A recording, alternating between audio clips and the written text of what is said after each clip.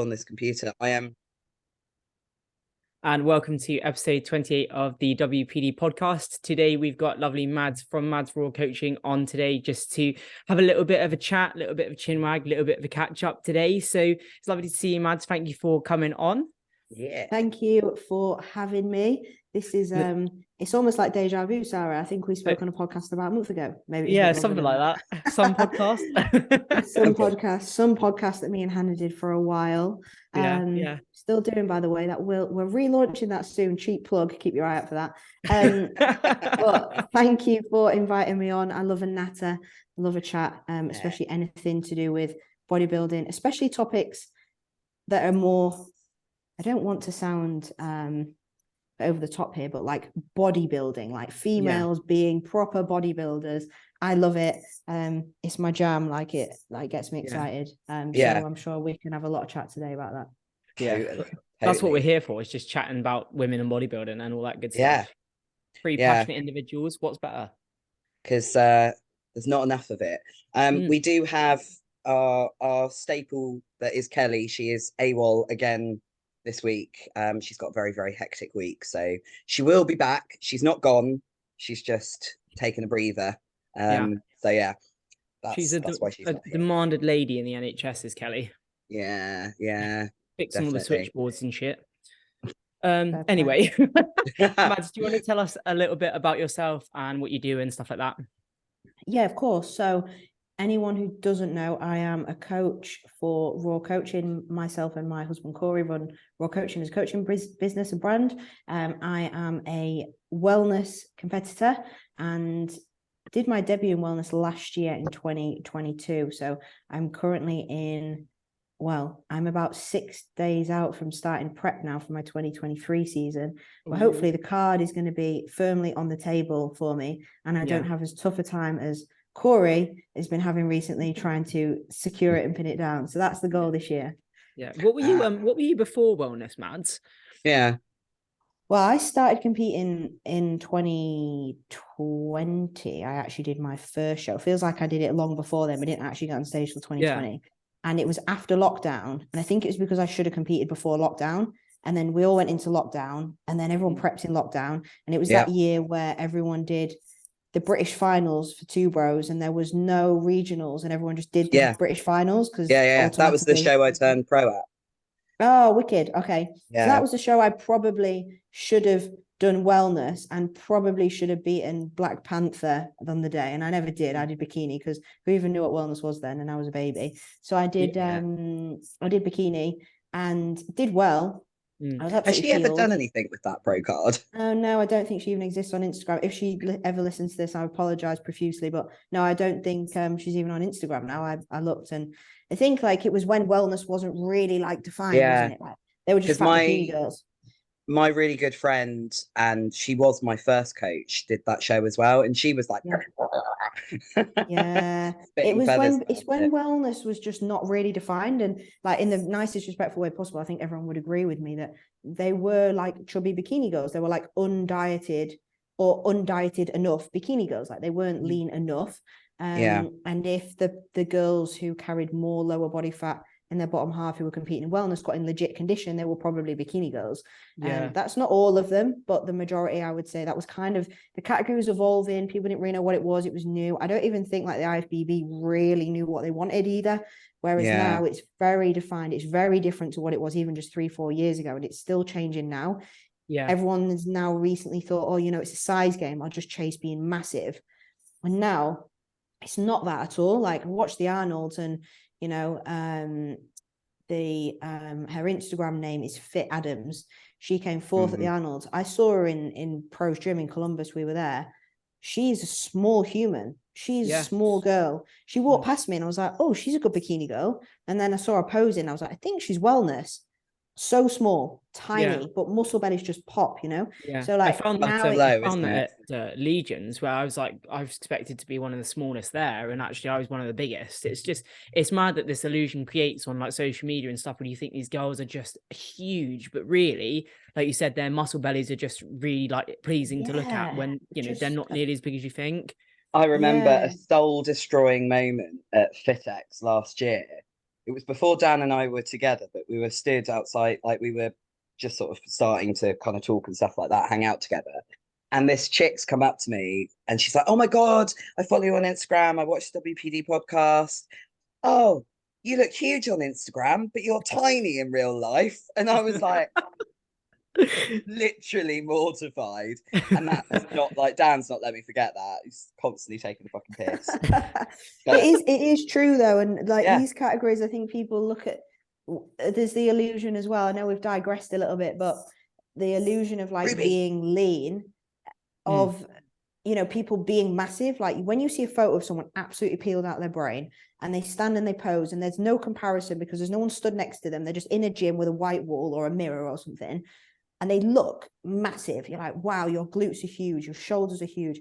It's just an illusion because you're so shrink wrapped because the body fat's gone. Everything's just got pop. So I think people can look really big and you stand next to them and you're like, oh, you're not, you're really small. Like I've had messages like last year when I was legit peeled, glutes like stuck on. People are like, oh my God, like you look massive. Yeah. And then they'll meet me and they'll be like, oh, you're really small. And I'm like, yeah, I'm 5 foot tall. Like I'm a small person. Yeah. But you don't look like that. Obviously, unless you're Sarah Bradley and you're absolutely stacked, of course, in off season, and you do look hench. But stop it, Mad. Stop. Stop it. It's true though. It is true. But yeah, I think that anyway, yeah, that's where I started. I was a bikini girl. I was shredded, but you can see from my shape if you look, you're like, you need to be in wellness, but you need to grow. So I just went away, love training, train hard, like love training. I thought, if I see myself in bikini, I'm going to have to change my training style. Probably going to have to shrink actually and grow in certain places, but not be enjoyable. So I just went on the pursuit of more muscle and probably trained a bit more like a figure girl for about a year because I just needed density everywhere. And then probably since then, after about 10 months, I sort of pushed into like, okay, well, you developed enough in the upper body, now we really need to push the lower, and then went into a wellness split and it's just driven that ever since. But what does I think a wellness split for you look like?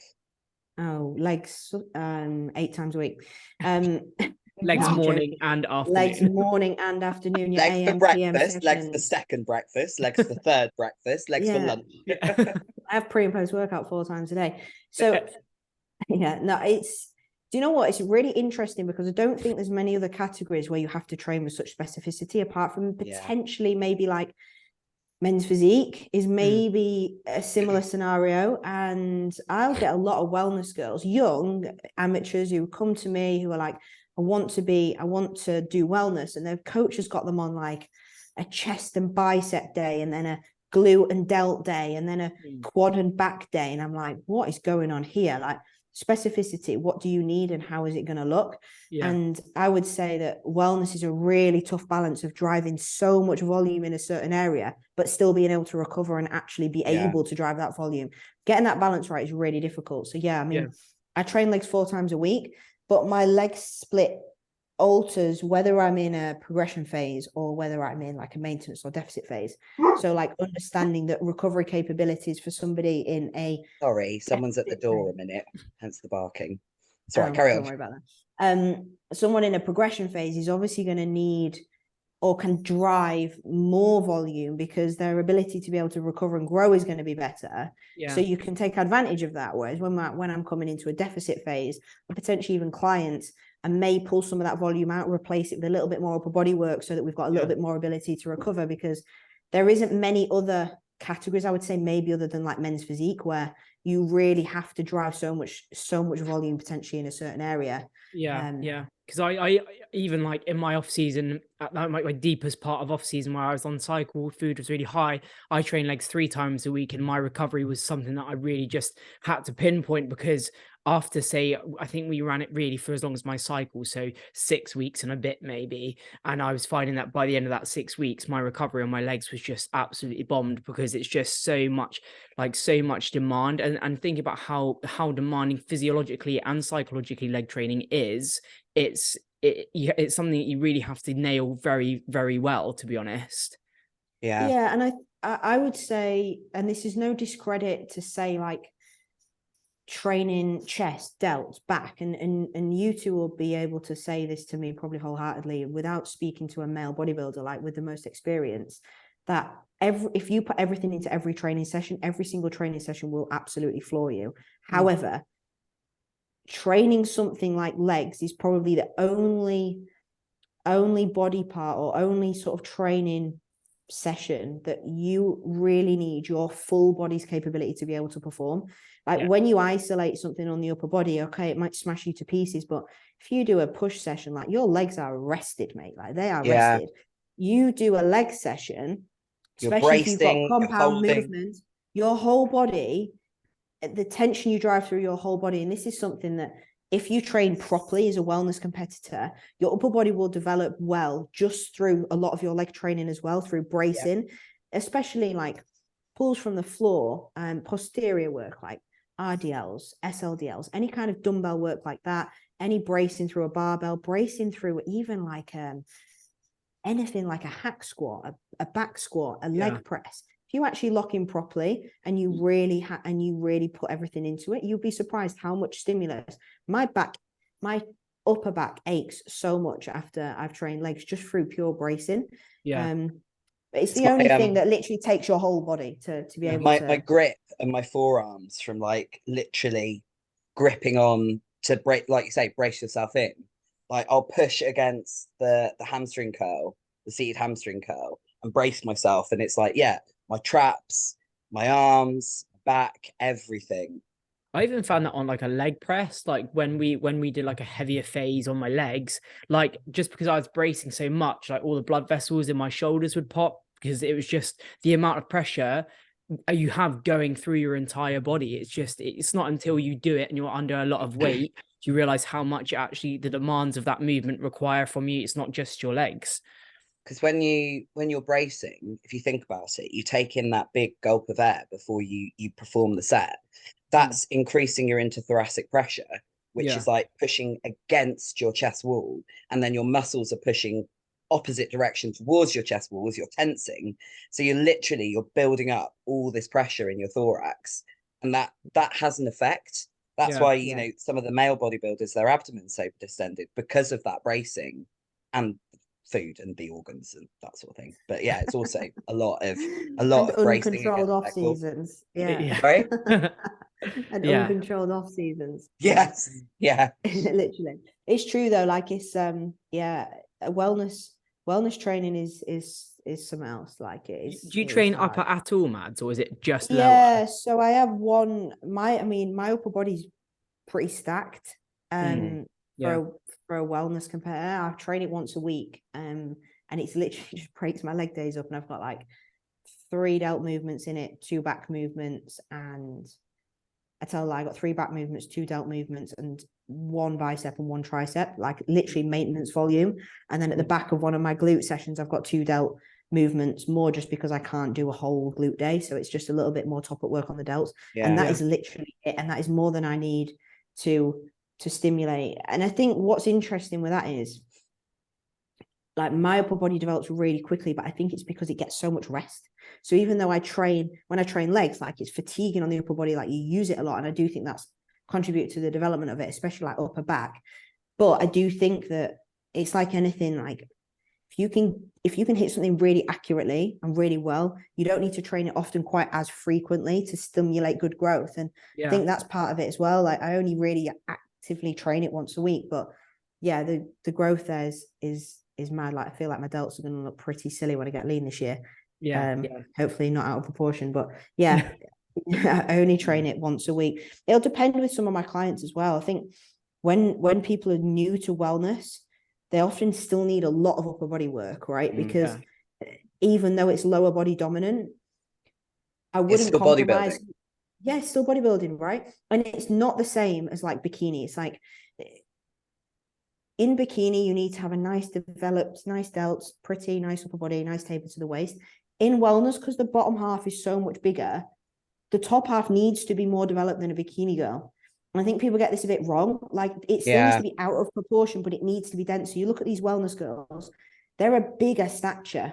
There's more of them. They need the balance as well, creating a nice big bubbly glute from the side is going to help if you've got a nice taper into the waist because you've got good lats and good delts. So you still need good upper body work. I would never compromise leg volume with somebody that is recoverable without like full upper body work. But a lot of the girls will have maybe like 3 leg days, 2 uppers potentially, or maybe like top up upper body work at the end of some of their leg days, especially while they like really learn to train intensely and actually improve their recovery capabilities. Because some girls are if their accuracy isn't great, I'll have to drive them with a lot more volume until they really learn to train accurately. And then that volume becomes a little bit unrecoverable. So you can flip some of that out for upper body work. But yeah, you still got to have a good upper body. So this is why it's a category that takes so long to get good at, I think, because legs just need to be ridiculous, but you still need to be strong through the upper body. Do you know what I mean? I think there's that misconception, isn't there, that if you are pear-shaped, you are automatically wellness. And it's like, well, actually, but how much muscle is there underneath that? Just because you have this hourglass pear-shaped figure doesn't necessarily mean you have the muscular development for the category. Although you may want to do it, you've also got to kind of go to what your body sort of dictates you a little bit. 100%. And I think if you're any first time competitors listen to this who have never got down to like low body fat percentages before, if you're a female and you're in your early 20s, for example, the way our hormonal system works is that we generally have like higher amounts of estrogen. Like this is why we hold like body fat in the feminine areas, like, and you'll find that if you haven't ever been lean, if you've been a sports person maybe your whole life, that you might get to your early 20s and you're in a fairly good body composition and what you look like is probably what you're going to get. You can see really how someone's shape is underneath. But people who have that more like pear-shaped, like shape, like you say, are probably in a position where they don't really know what they look like underneath. They've spent so long in like a slightly higher body fat percentage and they don't really know, and they think that they look a certain way because that's how they've always looked. But it's because usually years of maybe like not really having a great diet, not really having great understanding of themselves, maybe hormones being a little bit imbalanced, so they store body fat more in the lower half of the body as well. And then they'll come to you sort of think about how many early 20-year-olds are on, we talk about like hormonal imbalances, how many early 20-year-olds are on contraceptive that's hormone driven. And that is going to have an effect. That is going to deposit your fat differently to somebody that maybe doesn't use hormone contraception. Exactly. Using hormonal contraception is going to suppress testosterone, estrogen, progesterone, like all of those natural things. And therefore, you're probably going to store more body fat on the lower half of the body because your estrogen is naturally lower.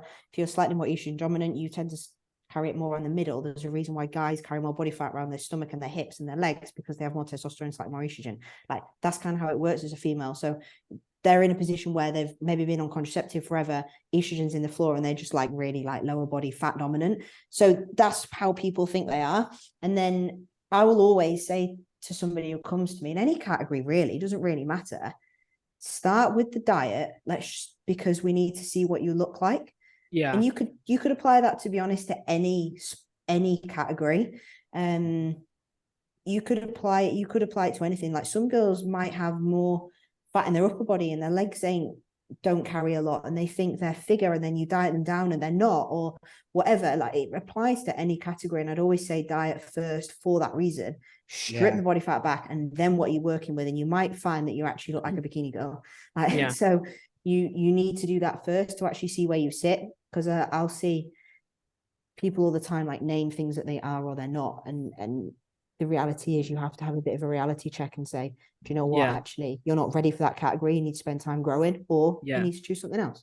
Or it's I've done an off season, but actually my body composition is just fat instead of muscle, and they think they're massive, but they're not. See that loads nowadays. Yes. Yeah, like people go straight into a growth phase, right? I think I'm wellness, so I'm going to grow. You just continue to get fatter, and you and then you finish an off season another 10 kilos up, and you're still not really wellness because actually it was body fat, but you don't know because you never properly stripped it back and had a look. You need to get rid of that like stubborn brown adipose to like really see what's there. And going to there as a female is not easy at all. No, definitely not. That was all of us shaking our heads for those listening. Just a moment of silence. I forget if you listen to this on Spotify, you can't see us shaking our heads. Yeah. But no, yeah, you're so right. You're so right. And It's that's crazy. why the setup of these things is important, you know, like whoever you are competing in whatever category, like the starting point is so important. Yeah, I literally spoke about this the other day with someone, and it's like, you know, how you start is really kind of like your driving factor into where you're going to be sitting at the end of it. And if you're in a just, you know, if you're starting your prep in a really bad position body composition wise, then you're going to make one, the prep harder, and two, you know, the starting point may not necessarily be muscle mass, it might just be fat mass. So, you know, what I do, how I would approach like a pre-prep phase is basically have your growth phase, but then at least have 4 to 6 weeks of maintenance, and then go into like a prep phase just predominantly because you're not putting on too much fat before you start prep thinking it's muscle, but it's actually not, and you're just making things harder for yourself. 100%. And that like pre-prep maintenance phase is super helpful as well to actually bring food down and start doing things. You can finish an off season. You might be like, yeah, I'm eating 3,000 calories, start prep. Take it to 2.6, nothing happens. Take it to 2.4, nothing happens, because your maintenance there is so broad. You're not in a deficit you waste the first 6 weeks of prep, so you can at least get there first. And then when you start prep, you're actually going to see some kind of results. Even if a lot of people are going to get thrown off if they go from 3,000 calories down to 1,600, they're going to get a result, but it's not really how people do things. But it's the reality of probably what needs to happen for a lot of competitors.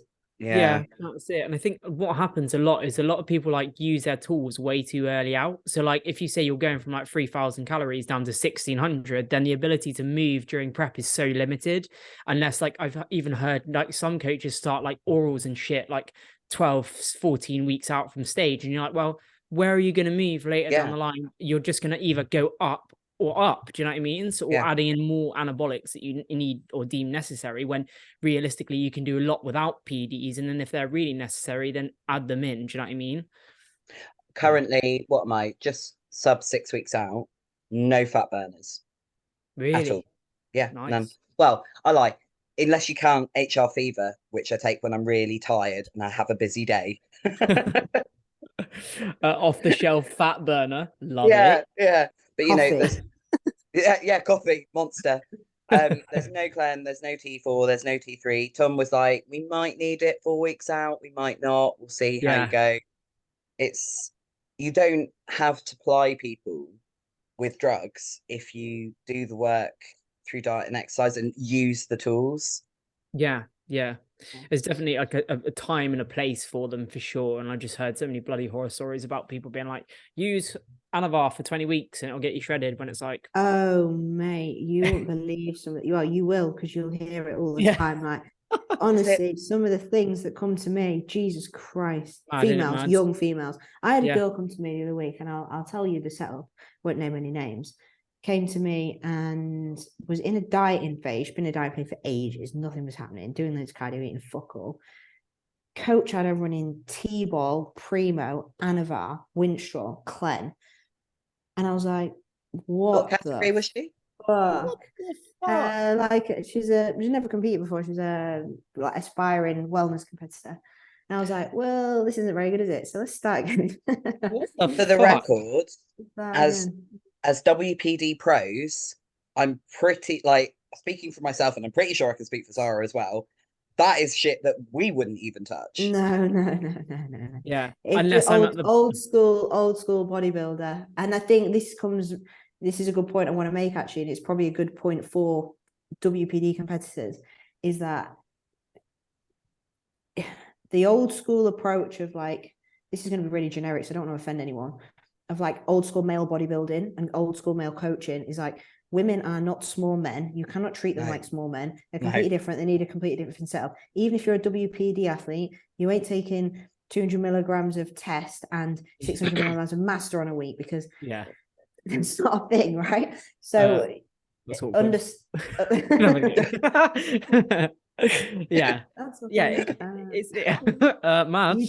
two comparing cycles and sacking Tom.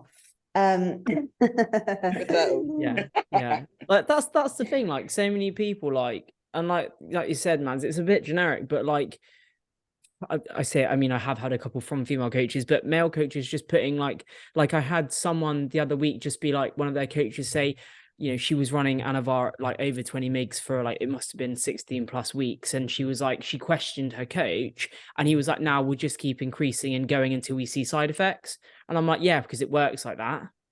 Like, what the fuck is wrong with people?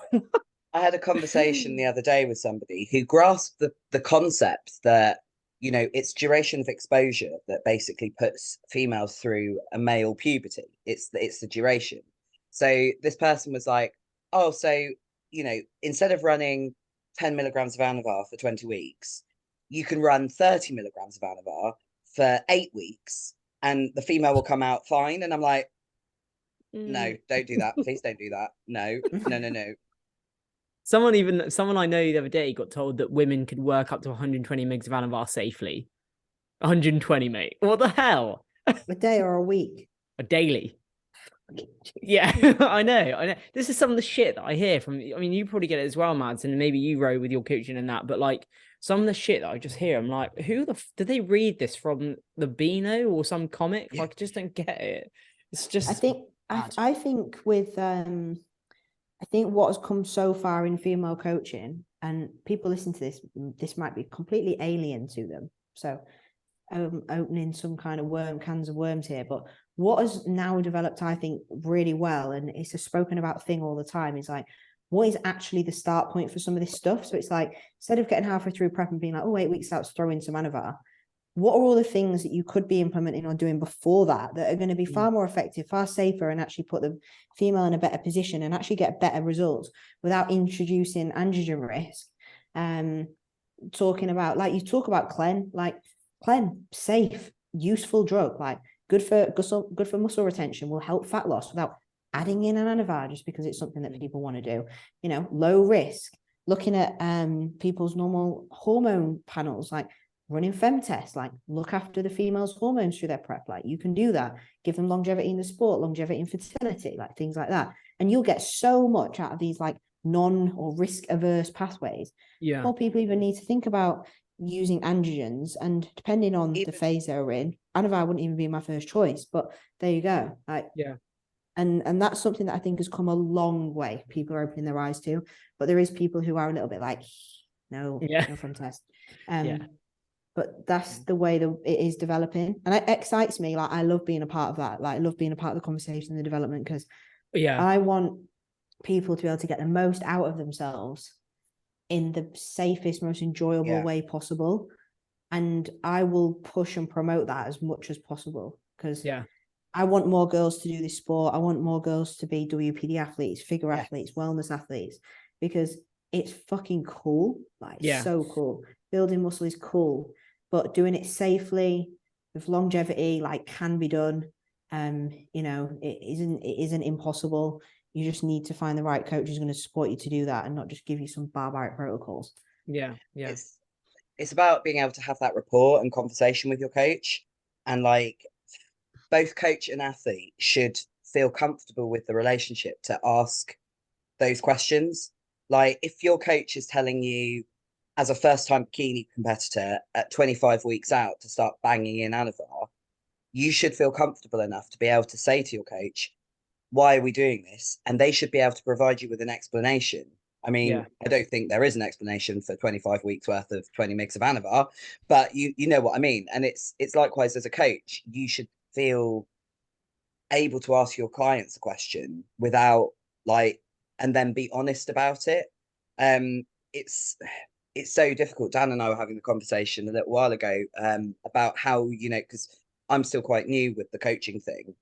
How do you deal with that client that you're like, are you actually being honest with me, or is there something going on there? You know, being able to be honest both ways is part of the development of an athlete, and to keep things to yourself, or to not have a coach that's honest with you, isn't going to provide progression. I mean, I don't know how you would deal with a client that you maybe think isn't being overtly honest with you. Yeah, it's a difficult one, really. You do get it, obviously. I from my perspective, I think you can build that up quite quickly. the more experience you get as a coach, the more you know what you're expecting to happen with things. So the more you can kind of call things out if they're not working. And if you can rule out reasons why something might not be working because you've got someone's bloods done already, you can then quickly tell if somebody's lying or not. Like I've in the past been like, don't think they're sticking to the diet, something's wrong here. It's either they're not doing that or their hormone panel's fucked. And then we'll get bloods done and I'll be like, no, their hormone panel's great, they're just not sticking to their diet. Like, and then you'll have that conversation and then obviously things happen, but you can usually tell because you know what you're expecting when people aren't doing what they need to be doing. And I would say that just comes with like an eye and experience. Also, I think a massive thing is like how you can build that rapport and understand people's level of commitment and adherence is like asking, this might sound a little bit off topic, but bear with, like asking for things like training videos, because if you can see someone like applies themselves in their training and you can see that someone will send you every video, every session, like their commitment to progression, you can see there is so hard that they probably are honest about all the other things because they're trying so hard there.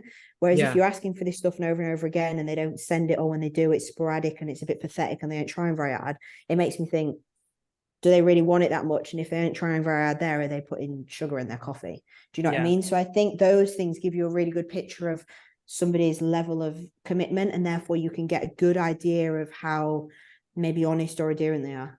Yeah. I've got a slightly different twist on that specific example. My previous coach before Tom wanted training videos on quite a frequent basis.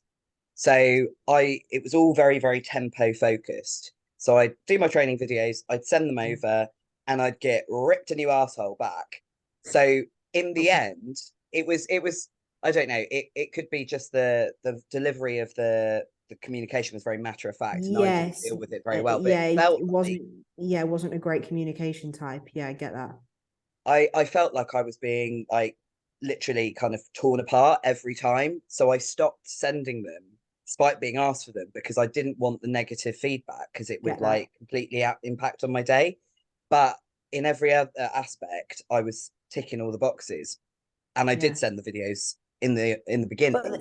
But then you probably got to a point where you were like, the relationship is soured because you don't like the person. So you probably stepped away from them anyway. Yeah. So you weren't striving for a really fruitful relationship because you didn't like the process. It became unenjoyable through bad management, I would say, and bad communication. And I think that's a really important tool as a coach is, and I think you two will agree, is like that communication and nurturing perspective from different clients. Some of my clients like a harder approach, like, Mads, tell me what I'm fucking up. Don't let me fuck up. Tell me this is wrong, that's wrong. And just like point communication. That's fine. Some people need nurturing. They need like, this is great, but if we give this a go, they need more frequent contact points. They need more calls, or they need more this, they need more that. So I think understanding, and this comes down to like management tools. I don't know what you maybe did as a previous job. I used to be in corporate setting like years ago, and I was a manager, and I did a lot of management training around like managing different people, and all coaching is like management of people with the education in the background to be able to get them to where they want to be. But if you can't manage the people because you don't understand them and you can't get the best out of them, because you can't nurture them, you ain't going to get very far. You can have the best coach in the world and the most adherent client in the world, but if you can't communicate with how that person needs to be communicated with, you ain't getting very far at all. Yeah. Dan and I have frequent conversations about this because he's very much like, he just wants to coach like ride or die bodybuilders. He wants those that will literally, will do absolutely anything and they're like robots. And like we were talking about a client who first time bikini, they had a trip away with work where they couldn't control one of their meals. So I was like, right, hit this, hit that.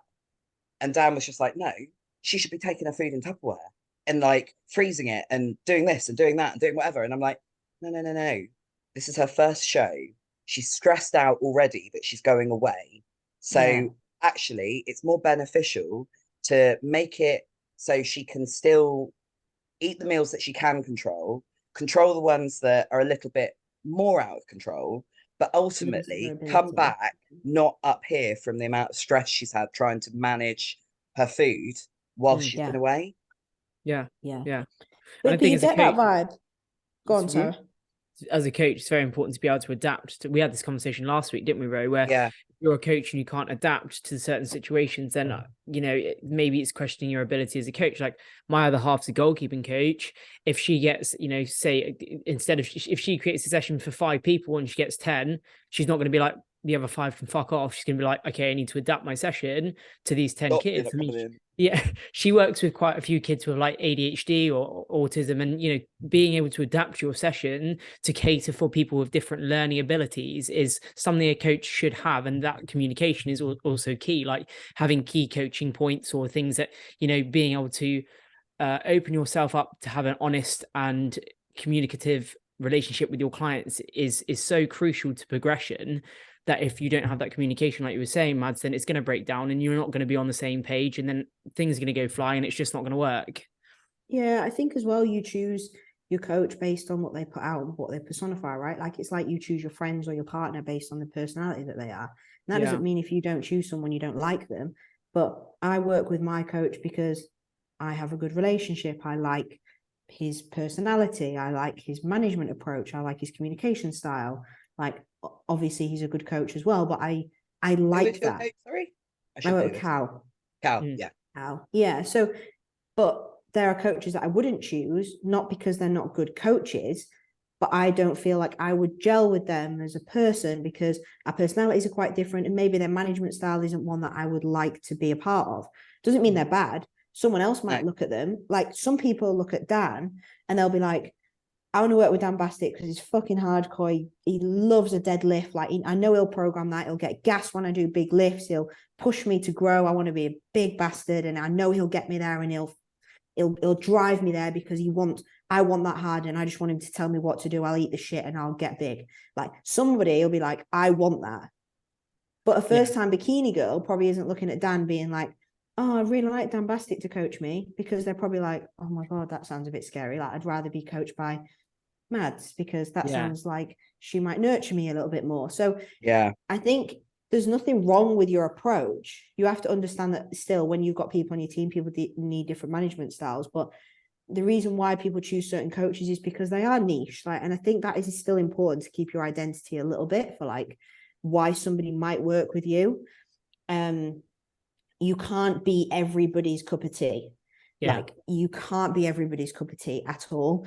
And as a coach, you are like that sometimes, I think, with clients as well. Like I've been honest with people on consultation calls before and said, I don't think you're my client because what you need is different to really maybe what I offer. For example, like for what I drive, like you probably need, I don't know, say maybe, I don't know, might be a lifestyle person who's very new to this, who needs maybe lots of nurturing in the gym, maybe a bit of contact time in the gym or something like that. And maybe they need to look for something that's a little bit more down their street. So there is a thing there of like choosing your coach as well.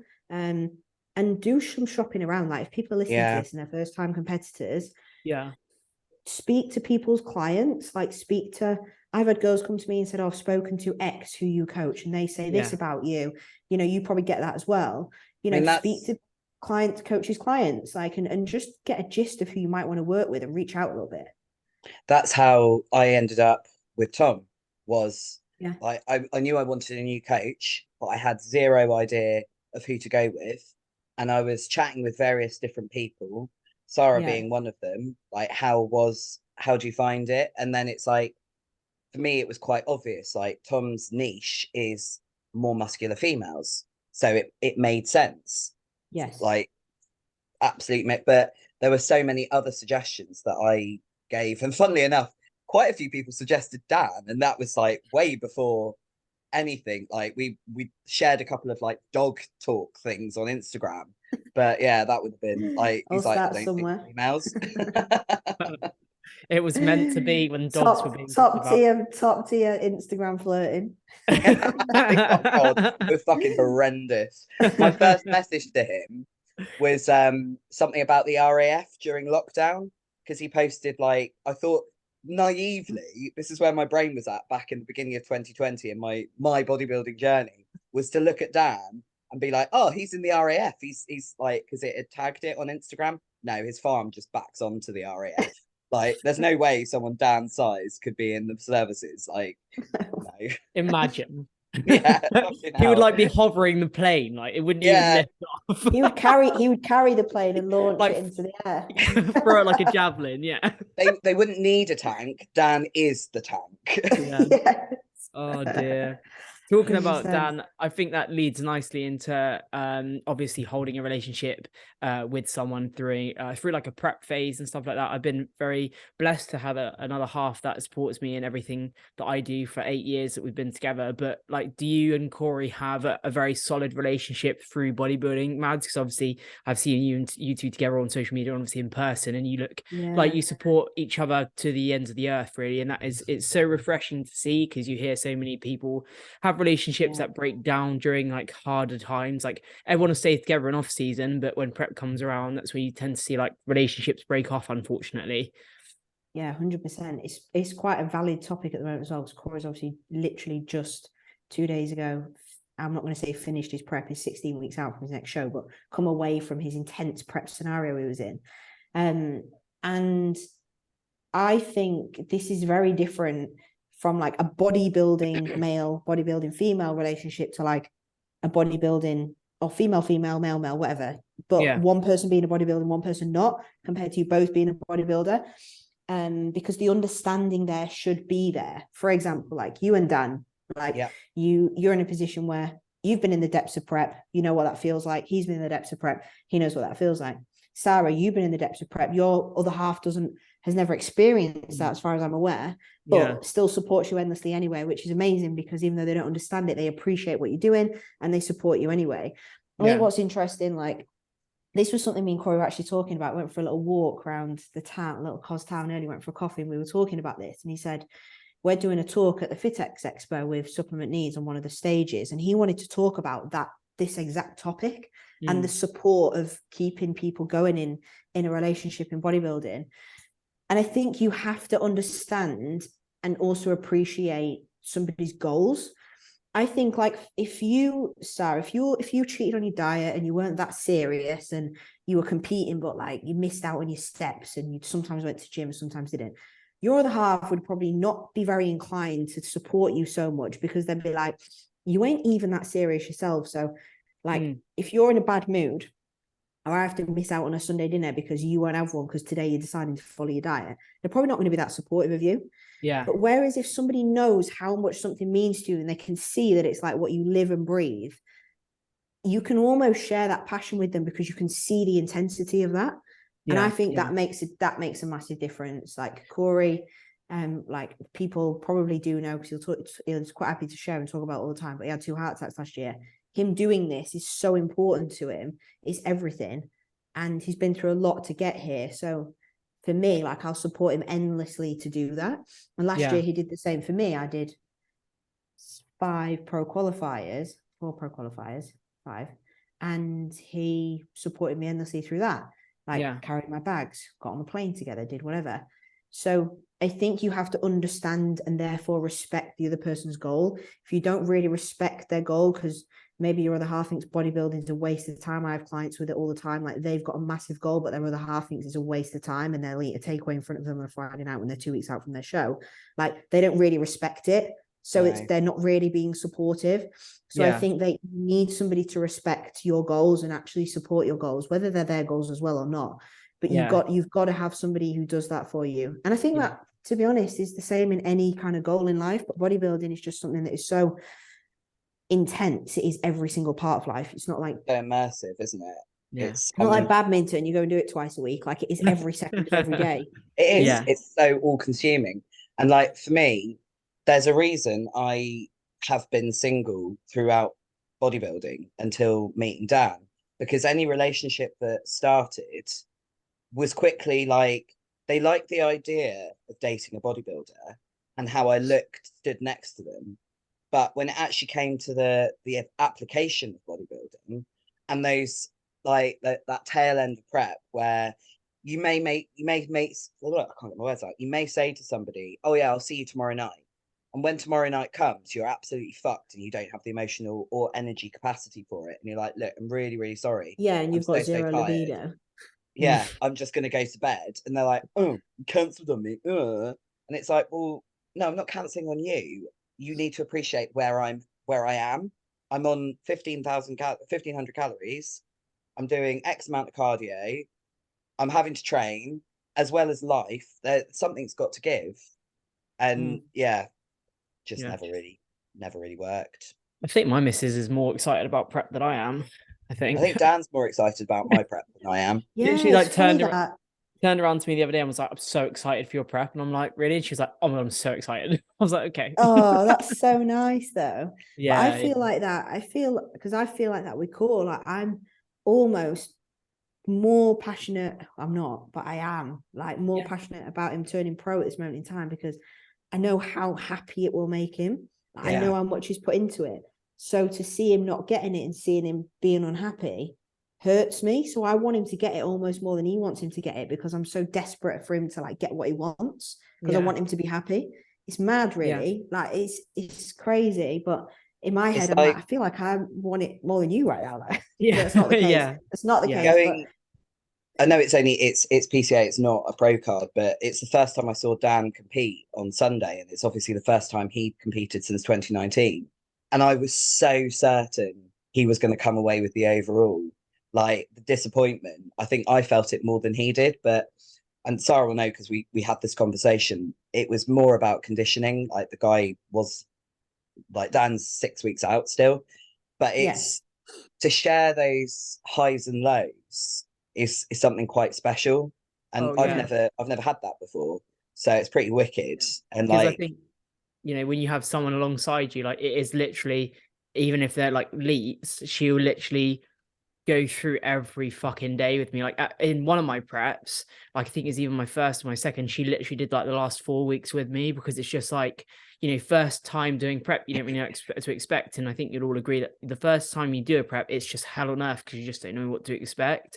And like every day that I maybe like I'm just dragging my feet or whatever, like she'll just support me through it. And like when you either win together, you win together. Do you know what I mean? And after like things that I've seen, like obviously last year we spoke about it, we've sort of spoken to both of you about it with like the second placing last year. Like she saw how I was after that happened, and you kind of just because she's a coach, she uses a lot of reflective like sort of practices in her coaching and whatever. So for her to be like, right, so let's go and sit down, let's create a game plan of reflection on what you think could have been better, and she would just become a coach. Like we kind of switch from a relationship to a team instead of being like, all lovey-dovey, where she'll sit me down and be like, right, what did you do well and what did you do badly or whatever, and we'll go and do reflective practices about it and go from there. And I think that's really important because she's been through it all with me, even though she's not a bodybuilder herself. She's seen the highs and the lows of everything. 100%. I think for Dan, he's also invested because he does my training. Like before we got together, I asked him to take over my training. So he's got that like actual coaching investment in me as well as being in a relationship. Yeah. So it's quite odd, like, because we'll switch in the gym where I'm like, right, do you think I should do this? And he's like, no, I think you should do that. And then I'll be like, oh no, that doesn't work. And it's almost a bit, but then it's fine. It's quite an interesting. It works, Daniel. Yeah. He's like, that shouldn't work, but it does. Why? I can feel it in my glutes. Leave me alone. Don't care if it looks good, it feels good. Fuck off. Yeah.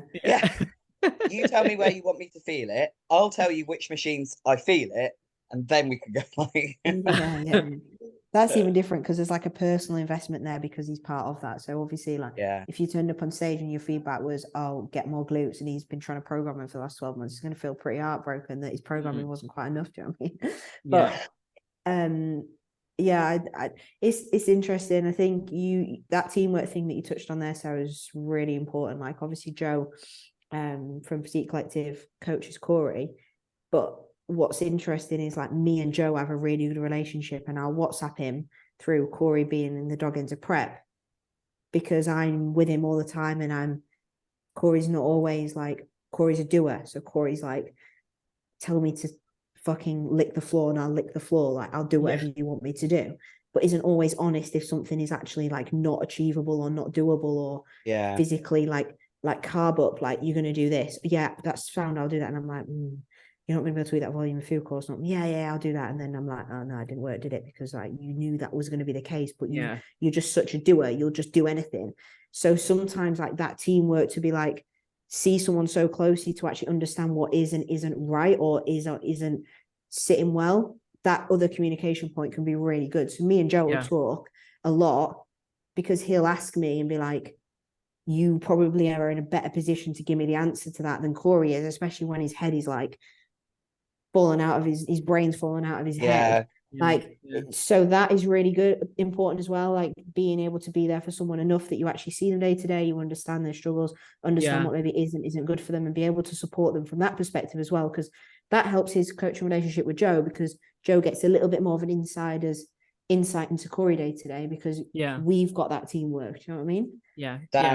Dan will do that with Tom, especially like, I'm not sure, like Sarah obviously knows, but I'm suffering with anxiety. We think that's PTSD from the NHS. So I've had January and February were pretty much a write-off. I was meant to continue eating and I lost 10 kilograms and I'm getting out of it now, but Dan has to sometimes take over communication with Tom because I'm so in my head, I can't actually explain how I'm feeling. So it's really helpful to have that second pair of eyes. And Dan's like, you know, I can see what will and won't work. And they'll end up talking about me and I don't even know, which I don't know how I feel about really. But it's nice because you've got people in your corner, right? You got the little teamwork in your corner. And I think that's what it comes down to, like a relationship anyway, in any scenario, should always be teamwork. Whether someone's got a normal corporate job or they're a bodybuilder or whatever it is, like you're not just there for like the emotional nice stuff, you're there for like the teamwork bit, the what's going to help, you know, how was your day at work sort of thing. Like that's really important to get the most out of you and each other as individuals. So I mean, I love being part of a bodybuilding couple, I guess. And how long have you and Corey been together? Not actually that long. Okay. A while. Like we got married last year. We've been together for about 3 and a bit years. 3 and a bit ish. Which isn't, trying to work out when we actually got together. I think he moved into mine in August 2020, but we were like, that was when he moved into my house, like, so we were seeing each other way before then. So about 3 years. It feels like I've been together forever.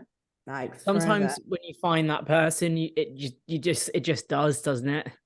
Dan came down to stay for a week last June and he never went back.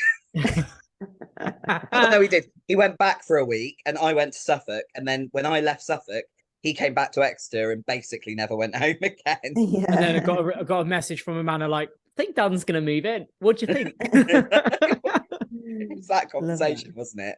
Legit. It's like, some people may say that some things are rushed, but if it feels right at the time, you've got to follow that without, like, you've just got to trust your gut in a way for that. 100%. Especially when it involves support and understanding somebody. Like no one else would support what I'm doing at the moment other than Corey, but that's because he's doing the same thing. So I get it. So I support it.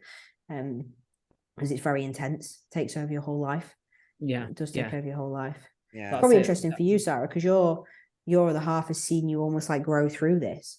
Like 8 years ago, you weren't like you are now. Okay, you were training or whatever, I imagine, but you weren't like you're a WPD pro who like chasing an Olympia qualification. Like that is very different to how you were 8 years ago. So that has probably changed. You could probably talk a bit about how the dynamic has maybe changed in the relationship as well, how you've developed through that. And I'm sure it's not always been that easy. Sure, it's had difficult times. No, like especially in like, I guess you could say the first kind of, because obviously we met in university and obviously like my first show was in 2018. So that was considerably harder than it is now just because of that dynamic, because obviously she had never been with someone who did that or she'd never, respect. Like in my first prep, I was considerably food focused, just like anyone normally is in their first prep.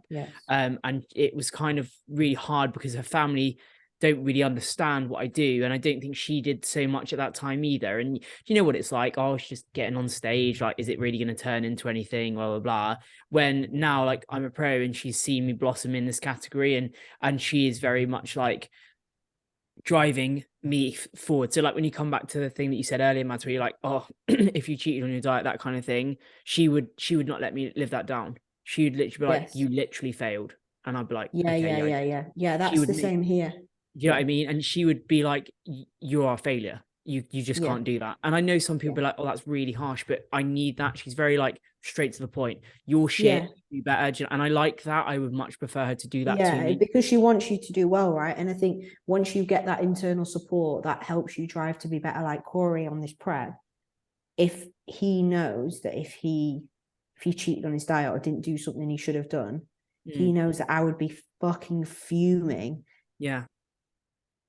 Because I've put everything into this prep with him, supported him, and it's almost like kicking me in the face if he isn't following it through, because it's like, I'm supporting you, you don't respect that, you're cheating on your diet. So almost like you're sticking to your diet, not just for you to get it, but you're doing it for me because I'm here supporting you. And that's so true. Like, you do it for the other person as well, because otherwise, like, it is a selfish sport, but they're doing it with you, so respect that they're supporting you. And it's disrespectful to not do what you need to do to get for the same amount that they're putting in. It makes sense. Yeah, exactly. Like I say to Leets all the time, like, you know, whatever she needs, I'll give it to her. Like, every time I need to travel and I bring her with me, I pay for everything. Like, she goes through so much shit with me, especially last year, that I'm like, you fucking pay for anything, you do anything, I will pay for it. Do you know what I mean? Like, if I, for example, like for her coaching, she needs to have a qualification that requires her to be able to be paid to work in academies and stuff like that. And it's like, I don't know, 800, 900 quid. And if I win Texas, I'll pay for it and get her to do her coaching and qualification, because she literally sees the best and worst parts of me. And because it's such a selfish sport, like, if I could give her the world, like, I would give her the world. And I'm sure it's the same for you guys. Like, you know, everything that she does for me, I don't ask. She's the most selfless person I think I've ever met, because she gives me so much of her time and so much of her energy. Oh, nice. And you think, fuck me, like, if I could do this for you right now, then I would. And I promise, like, it's one of those things, like, I promise that I will give you so much more when I become Miss Olympia, that kind of thing. Do you know what I mean? Yeah. And it's just seeing how someone can support you so much through the hardest of days, the hardest of times, and to be like, actually, you know what? Like, they're supporting me, even though I'm a fucking shit right now. They're just pushing me through it. And that's the best thing in the world. It's like having that support. Like, our circles are all probably the same in the fact that they're very small, but the people that we have in that circle are absolutely crucial to our progression. I did have to have a little 100%. chat. That's so nice as well. Yeah. I did have to have a little chat with Dan after the Southwest, because he was downstairs, like backstage, and he was overanalyzing and overthinking.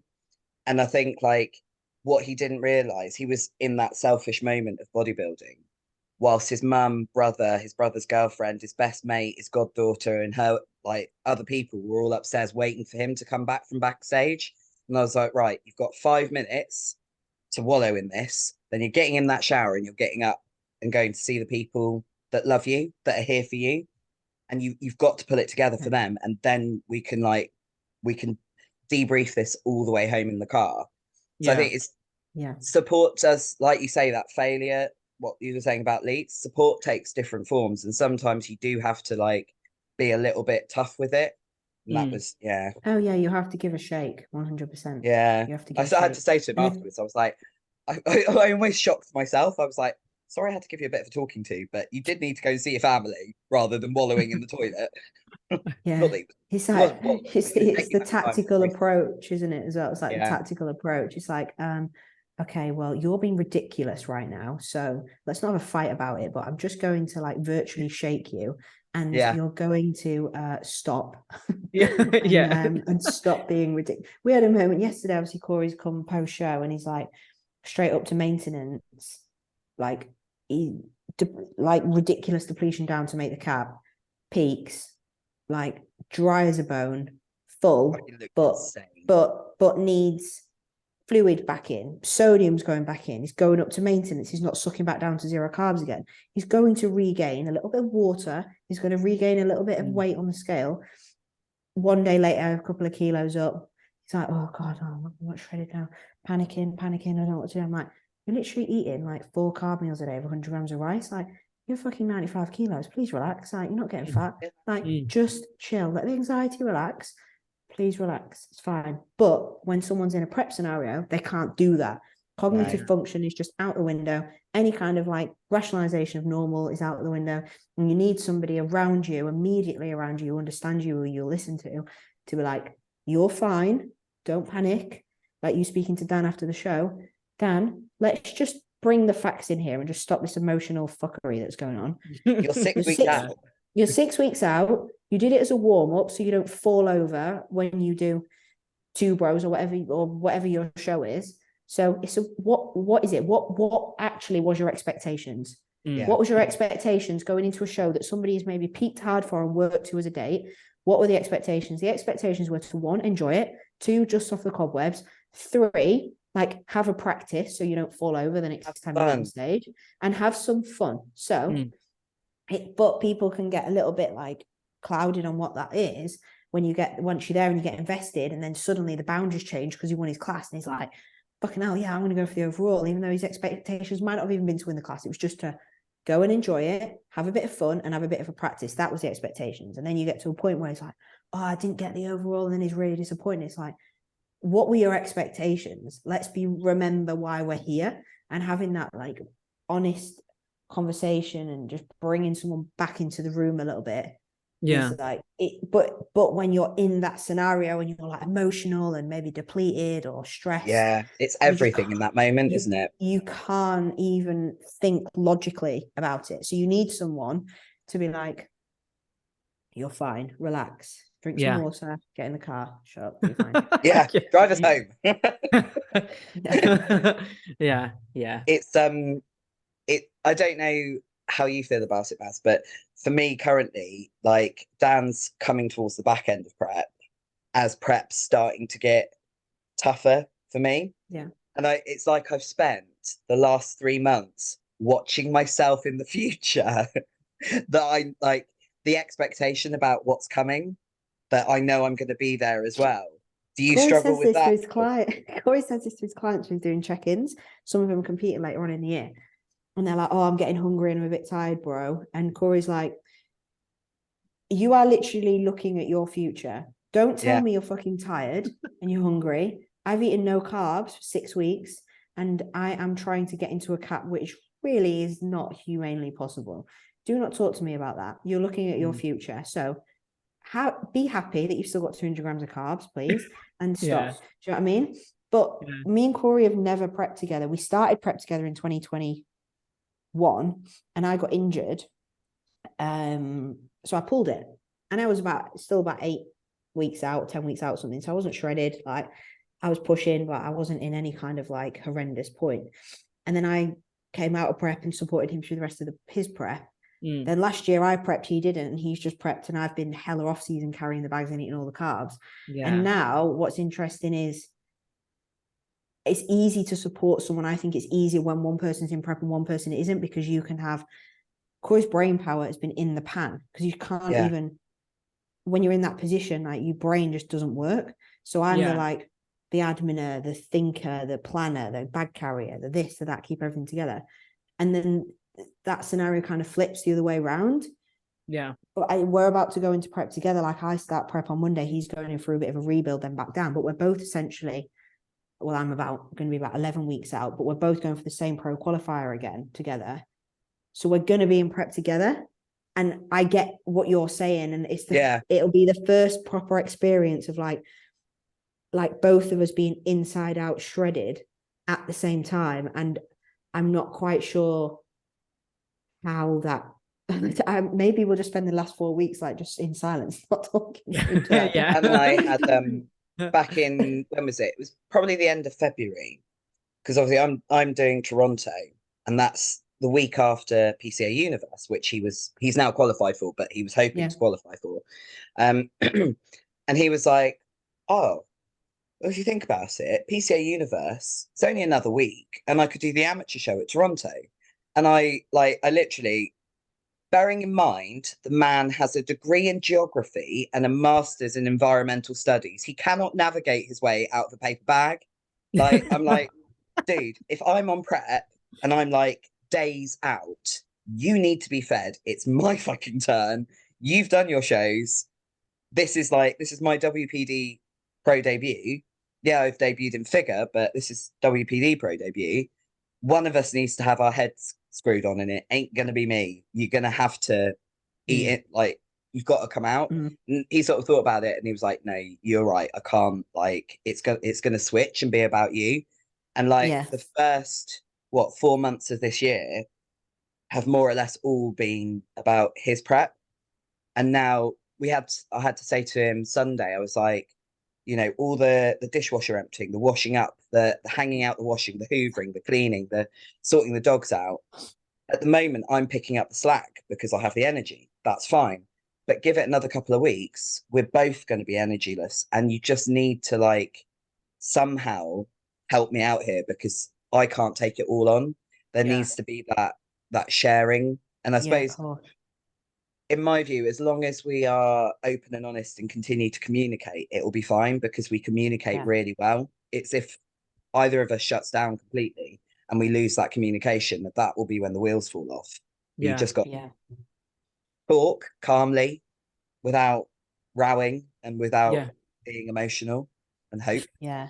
And it's like you doing that Toronto show, like that was your goal, not Dan's goal. It was your goal. So he's like, oh, I could just jump in on that. And you're like, no, be respectful of my goal. It was my goal. If you want to do an amateur show, that's fine, but not on the day that it's supposed to be about me.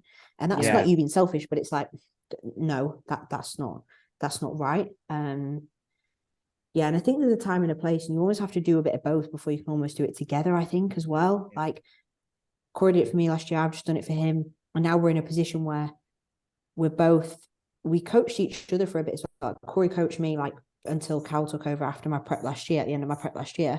And when Corey, just after he's had his heart attack, we coached him like perfectly capable of putting someone through a long 10-month slow diet. Do you know what I mean? But he didn't have an accountability to somebody else. Like I suggested the manipulations, what we were going to do. Don't let things go too far, too fast, slow and steady, no stress, no pressure. Like this is what we're going to do. And we were in a position where we were kind of constantly looking after each other as well, which can be quite difficult when you're coaching and trying to be a support emotionally. But if somebody's pulling the strings and then your emotional support, that's quite hard. So like that was one thing we found at the back end of prep last year, was like Corey was prepping me and we were going into these pro qualifiers, but at the same time, he was having to be my emotional support, but he was making me suffer, in inverted commas, obviously, because I was on prep. That was really hard. So like now we're in a position where he's fucking sweet. He's going to reverse out a little bit, put on a little bit of body fat and come back down. It's pretty much zero stress. Joe's managing that. I'm in a position where Cal can get me ready in 11, 12 weeks. I can get my head down and we can just support each other and we've got external coaches. So we don't need to try and like use our brain power on trying to make sure the other person comes in their best because that's somebody else's job. You can just make sure that helps. Each other are okay. Yes, 100%, without having to try and prep each other. Which, in a normal scenario, like, fucking hell, I'm more than capable of doing, prep people every fucking day. But we're in a position where that's the reason why we don't do that. Like, it's the reason why Corey and Corey don't coach him. Like, we don't coach me now, because do you know what? It takes too much cognitive, like, function, and you end up talking too much about these things and making decisions and what you're going to do and how you should do it. And that just consumes your conversation, that you lose the ability to have just, like, nice downtime together because you're constantly thinking about how you should do things. That doesn't help. So you and Dan, and apart from doing your programming, which is not really it is relevant to the end of prep, but it's not the same as someone actually pulling food and drug strings. There are slight adjustments to training, but it's a less emotive conversation. Of course it is, yes. Training is training. Yeah, it's like you say, there's no, oh, you're taking my oats away. Oh yeah. There's none of that. Your training is your training. So you're in a position where actually you can probably support each other. You do that Toronto show, Dan will be in shape. And you know what? If you both wanted to go to another show together that was 5 weeks down the line and you're going to fly out together and go and do it together, that should probably be quite good fun because someone else is pulling the string and you could choose to do it together. That's why I'm quite excited about this prepping like for these shows, because I think yeah, we've both had our own times, but now it's like, do you know what? It'd be really fun to be shredded together, prep together. Someone else can manage it and it'll be enjoyable. So I'm quite excited for it, but it does definitely depend on your like relationship scenario and if you can hack it. 100%. I mean, we've had a lot of silence, not like, but that's, to me, that's like when you're with your person, you can be comfortable in utter silence for hours and it's fine. Like he's silent because of his lack of food. I was silent because I was so in my own head with what's going on. We're just literally, and it's fine. It's like it's comfortable. There's nobody's in a mood with anybody. Nobody's going, oh, what's wrong with you? You've not said anything. There might be the occasional, you're right over there. Yeah, I'm all right. You're all right. Yeah, I'm all right. And then we might not say anything again for another hour. And it's absolutely fine. Yeah. Yeah. But you get it because you're both bodybuilders. Yeah, exactly. That's it. But yeah, that was it's always interesting when you talk about people's views on different relationships, just because they are so different. And obviously when you're in sort of a sport like so selfish, like we've been sort of talking about, you just need to find that right person that's going to support you through the hardships and the good chips, you know. Yeah, good chips. Yeah, good chips. Woo, woo. I don't know why that's just made me think of fish and chips. Yeah, I've never been a big fish and chip fan. Do you know what as well with that? Just a lasting comment, like leaving comment. They they like earn the right to celebrate with you when they support you through the shit. They don't support you through the shit bit and they leave you in the lurch. And when you win, they're like, yeah, and you're like, no, fuck off. You didn't support me when it was shit. Yeah, legit. It's the people that pop up when you win. You're like, I haven't spoken to you. Oh, mate. Now you're interested. Yeah, fuck off. It's like the amount of people that will suddenly be like, oh, are you on prep? It's like, no, I'm just walking around skinless for the fun of things. Yes, of course I'm on prep. What do you want? I've not heard from you for fucking ages. Why are you now in my DMs? Go away. Yeah, interesting. Yeah, but what a nice note to end on, probably, Mads, is if someone who was completely new to bodybuilding, what kind of tips would you give them if they wanted to start bodybuilding? Like, what are your 5 top tips? 5? Wow. Or 3, or whatever. Or just one. I think one of the first things would be like, definitely get a coach. And that's not a cheap plug to get a coach. It is to get a coach, because you just can waste so much time. One thing there is nowadays is so much information out there that it's actually not helpful. There's so much about training differently, like how to set up a diet. Should you be growing? Should you be in a deficit? What should you do first? How do you approach it? Do some research, speak to people who do compete or are first timers, and just get yourself a coach. It might not be the coach you always stay with forever, but find yourself a good coach to start with who's going to give you a good direction.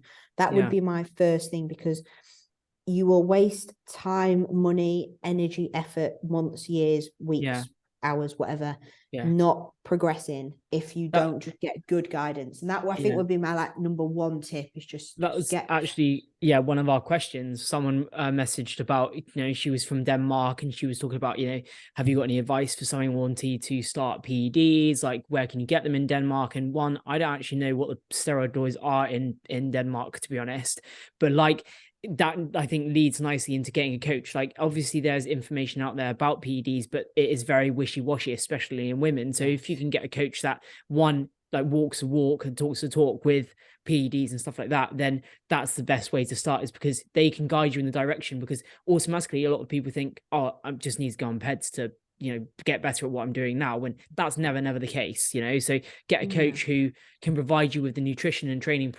knowledge that can help you progress forward. And then if it is something that you want to do in later down the line, then that we're talking 5, 6, 7 years of being consistent with the goals that have been put in place, then you can start thinking about PEDs. But I 100% agree with that, man. It's just I think get it right as well. Like, so if you're choosing a coach, top tip would be, just like if you were choosing a friendship or you were choosing somewhere to go and eat, like at a restaurant, you would choose something that is in line with what you like. You wouldn't go and eat a fish restaurant if you don't like fish. If you like burgers, you might go to Five Guys. It's the same thing. When you're choosing a coach, look for somebody who works with and does stuff that you want to do. Like, don't work with somebody who only trains men's physique athletes or open class bodybuilders if you're a female wanting to do the bikini class and they've got 0 experience of it. So if you're a female wanting to take PEDs, You want to work with a female who's got athletes who are coming up through the ranks, who are taking assistance, and they'll talk about it openly. And then you can talk to their clients and you can ask them their opinions, and that's fine. Like, I expect my clients get DMs asking them questions. Like, ask them. Do you know what I mean? It's good. It's a free review. So make sure you do your research on the coach that does what you feel like you want to do. I would say that will save you a lot of time. You might pay more money because there might be a good coach, but that will save you more money in the long run from wasting time, and you'll actually get good advice, and from a health perspective, probably be better looked after.